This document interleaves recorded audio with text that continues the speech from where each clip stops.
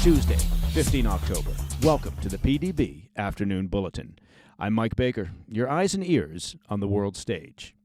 All right, let's get briefed. First, an update on our coverage of Israel's anticipated retaliation against Iran. As White House leaks, really? There's White House leaks? Whoever heard of such a thing? Indicate that Israel will significantly restrain their response to avoid triggering a geopolitical crisis ahead of the U.S. presidential election. And then you have to ask yourself, well, are the leaks actually a legitimate reflection of Israel's intentions, or is it actually wishful thinking from the Biden-Harris administration? Then, South Korea has fired warning shots at the north after the Hermit Kingdom blew up two cross-border roads connecting the countries. And that's a significant escalation, obviously, that has the region on edge. Because, you know what this world needed? Well, we needed more edge, more crisis and potential conflict. All right, but first, our afternoon spotlight.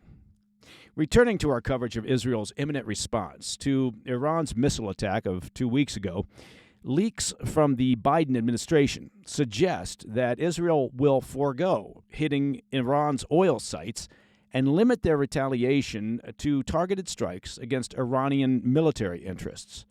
The reports actually contradict claims by anonymous U.S. officials on Saturday that Israel was likely preparing to target both military and energy or oil interests. As we discussed earlier on the PDB, Israeli leaders have been reticent about sharing too many details of their response plan with the Biden administration, and with good reason. Publicly, Israel has suggested they could target both military sites and oil infrastructure inside Iran, comments that have left the Islamic regime on edge. But unnamed White House officials told the Washington Post Monday evening that Israel has privately promised it won't target Iran's energy resources.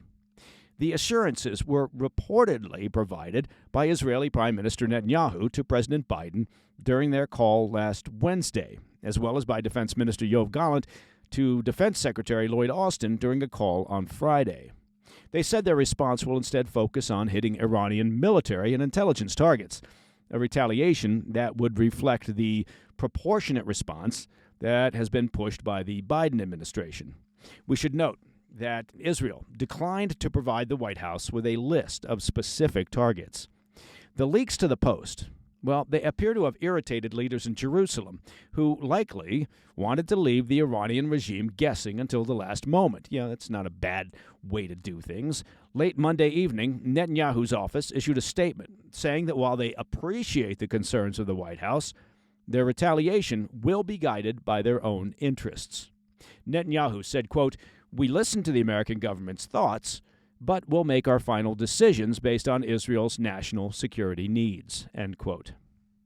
According to the anonymous officials quoted by the Post, Israel is carefully calibrating their retaliation to avoid the appearance of political interference in the U.S. presidential election, which, of course, is just 3 weeks away.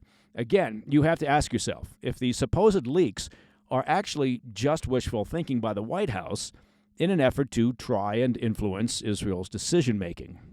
As we've previously discussed, the Biden administration has been opposed to Israeli strikes targeting Iran's nuclear program or their oil facilities. When it comes to Iran's energy infrastructure specifically, well, there are concerns that an attack could cause oil prices to surge ahead of the U.S. presidential election. And the last thing that the Biden-Harris administration and the Harris campaign team want are surging oil prices leading up to the election. It could be argued that the act of deliberately not targeting energy infrastructure in order to avoid a surge in oil prices, which undoubtedly would negatively impact the White House and Harris's campaign, is in itself, well, an act of election interference. While we have to wait and see how Israel ultimately proceeds, it appears that the response is imminent.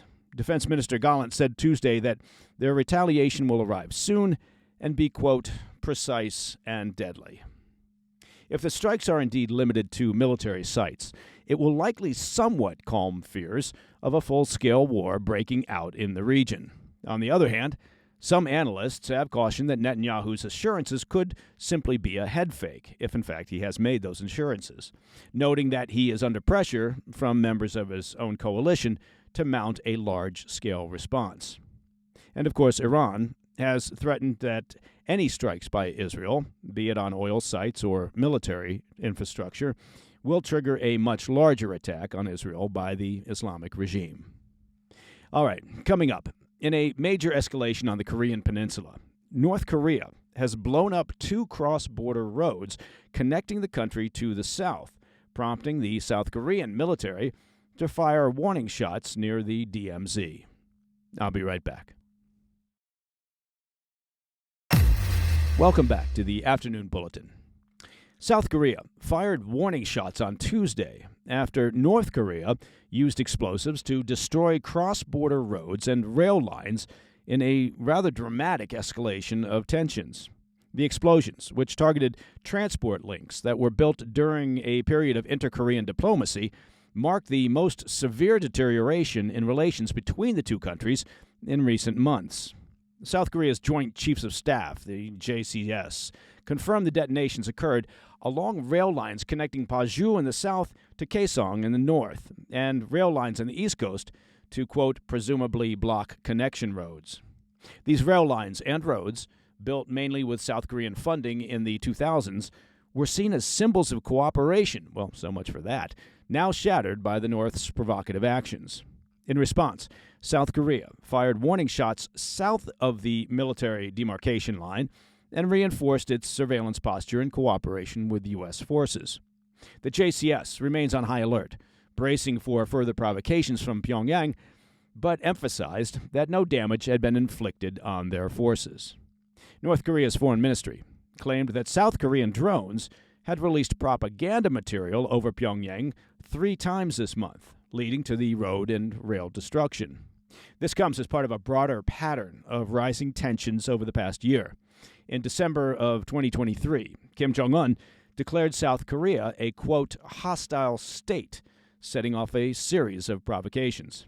These included Pyongyang sending the infamous trash-filled balloons over the border, while South Korean civic groups responded by launching balloons carrying food, medicine, and anti-regime leaflets into the north. Relations have been further strained by North Korea's continued militarization of the border. Just last week, North Korea escalated tensions by announcing plans to fortify its border with South Korea. The regime ordered 8 artillery brigades to prepare for cross-border firing.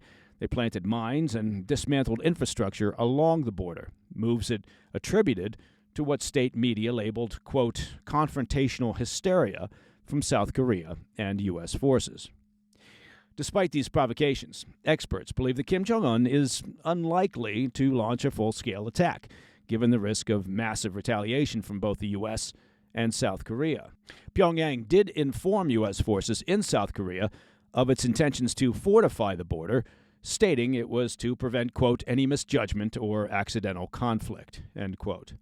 In response to North Korea's military buildup, Seoul's defense ministry warns that any attack on South Korea would result in, quote, the end of its regime, underscoring, of course, the severity of the tension on the Korean Peninsula.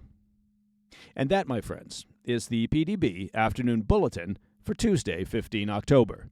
If you have any questions or comments, please reach out to me at pdb@thefirsttv.com. The PDB team spends way too much time standing and staring out the windows of our world headquarters, waiting for Carl the mailman to deliver the overstuffed mailbags filled with your letters and your postcards and your faxes. And, of course, what we do then is we take a batch of your questions each month, and we compile them into the now much beloved Ask Me Anything episodes. So keep the cards and letters coming, or the emails. Those are good too. And to listen to the show ad-free, well, become a premium member of the President's Daily Brief by simply visiting pdbpremium.com. Now, I'm Mike Baker, and I'll be back tomorrow. Until then, stay informed, stay safe, stay cool. Hey, thanks for tuning in. If you enjoyed this video, don't forget to hit that like button and leave a comment, a really positive, nice, and kind comment. That would be appreciated. And if you're not already subscribed to our channel, make sure to subscribe and turn on notifications so you don't miss any of our daily updates.